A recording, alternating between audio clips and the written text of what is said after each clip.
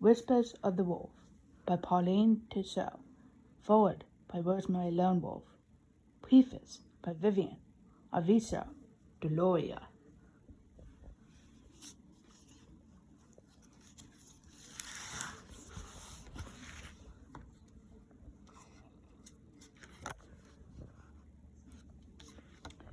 The young boy named Two Birds had rescued and abandoned wolf pup, and they had grown up together.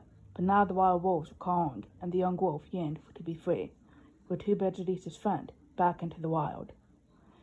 Some 500 years ago, among the Pueblo Indians of the desert southwest, before the arrival of the Spanish, this heartwarming story of an unlikely friendship teaches important lessons about self-esteem, overcoming doubt, and strong respect for all living things, ages 5 and up. Whisper of the Wolf, written and illustrated by Pauline Tissot. Preface by Vivian Avisa Deloria. Forward by Rosemary Lone Wolf. Wisdom Tales.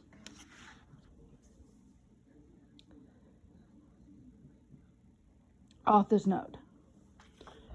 The Pueblo Indians of New Mexico and Arizona share a common ancestry, namely the ancestral Puebloans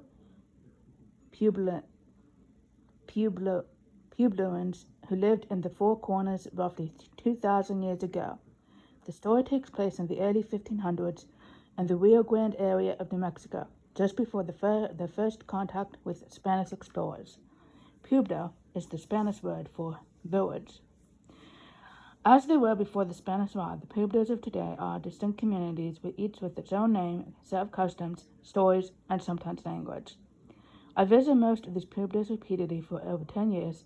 Several families graciously invited me to their homes, the meals, and the conversations.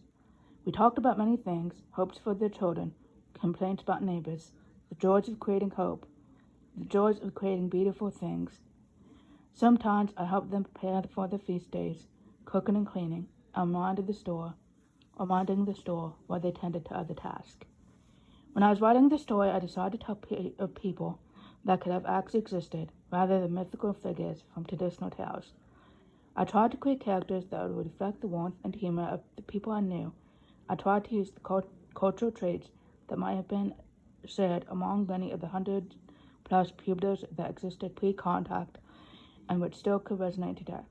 Using the kind advice of my Pueblo friends, hopefully I've achieved some success in conveying the richness and vibrancy of their living cultures.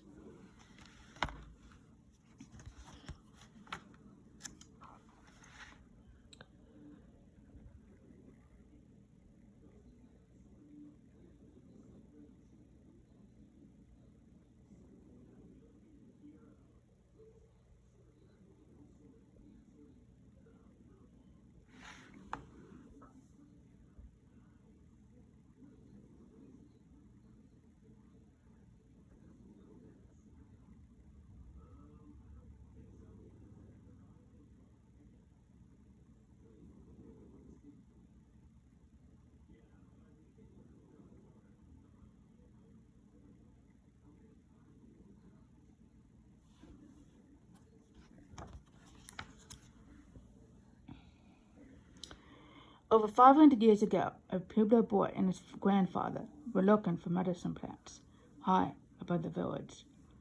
Oolay, lay, lay, lay, lay, lay. The distant sounds of refining footways rose from the village. Two Birds, go join the others. Go join the other boys, encouraged his grandfather. Shyly, Two Birds shook his head. I'm always last. His grandfather sighed. There are other reasons to run.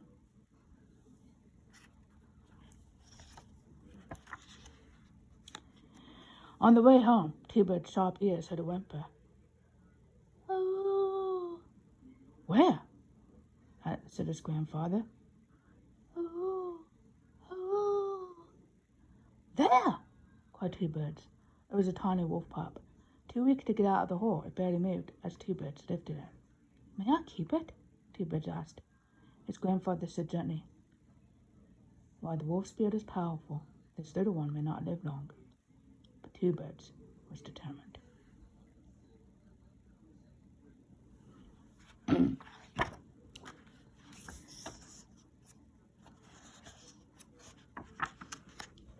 For days, Two Birds fed the pup sips of water and mashed up meat. When the pup stopped, he lay listening to the pum, pum, pum of its tiny heart. One morning, he carried the unsteady pup outside. "A wolf!" whooped Grey Bear, one of the village's fastest runners. "Where did you find it? Let's show the others." "No, it's not strong enough," said Two Birds. Two Birds was surprised at Bison reply, with the other boy being angry. Grey Bear just grinned. "When it's ready, can I hold it?" Relieved, Two Birds agreed. "Yes, I promise."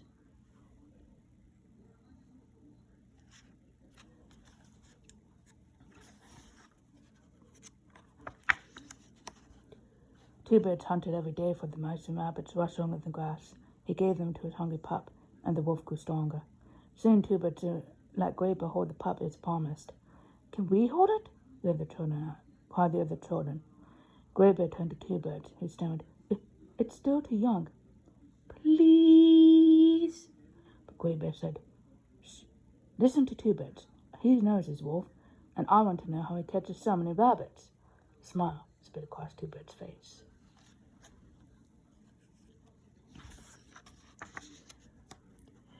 From then on, Two Birds and Grey Bear hunted together. The wolf came too once it was big enough. When they hunted, Grey Bear would often chatter about his brothers, sisters, aunts, and uncles. Two Birds listened and watched, but he also heard and saw many things the other boy missed. One afternoon, the two boys and the wolf were resting under a lazy sky. Two Birds closed his eyes.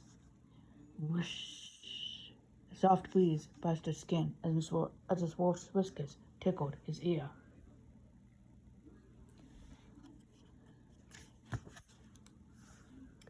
Two Birds heard Grey Bear ask, "What are you thinking about?" "I feel the wind ruffle our fur and hear it speak of the lands from where it came. I hear the cry of the hawk as it carries the rain to the mountains and canyons. I feel the warmth of the earth rise beneath our paws."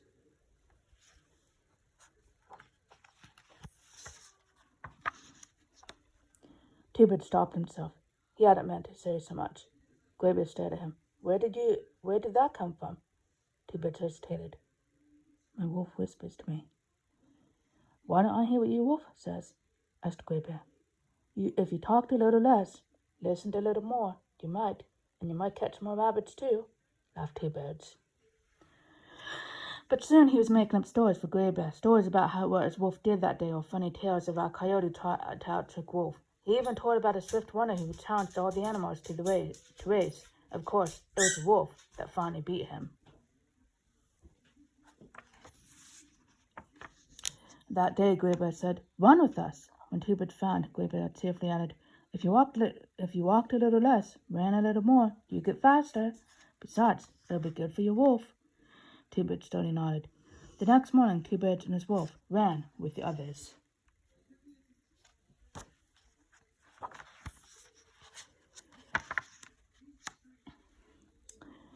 "The sun is life," his wolf seemed to shout as it bounded alongside. "Rain is life." And Two Birds could feel that every stride and every breath was a prayer to strengthen the sun and draw the rain clouds nearer. "This is why we run," he realized.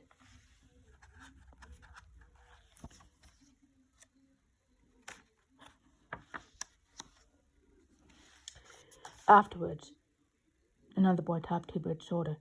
"Grey Bear says you tell good stories." Two Birds' eyes flashed with delight. "Come tonight," he offered. That night, a group of children came to listen to Two Birds. At first, he was so nervous he didn't know what to say, but then he gazed into his wolf's eyes and stories tumbled out. Partway through, his wolf joined in. "Oh!" The children listened with wonder. After that, they came every night to hear Two Birds stories.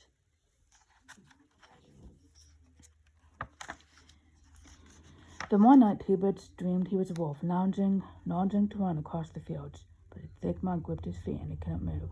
When he woke, he felt strangely sad. He pushed the feeling aside, hiding it behind his toys.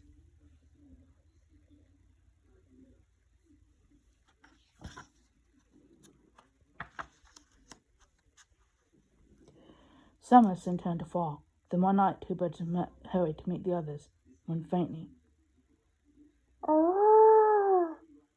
wolves, wild ones. Then, behind him, his wolf. This time, however, it sounded different. It sounded lonely. Two birds then turned and saw his wolf standing at its rope.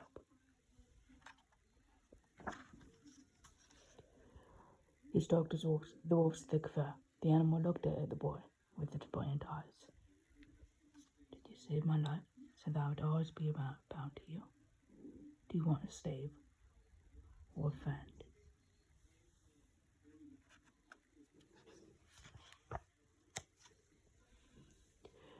Two birds wondered, if I had no wolf, would Gray Bear still hunt with me? Who would still listen to my stories? But slowly, untied the rope. The wolf leapt forward, stopped, and looked back. Go on, he told the wolf. Be my eyes and ears out there. Then the wolf was gone.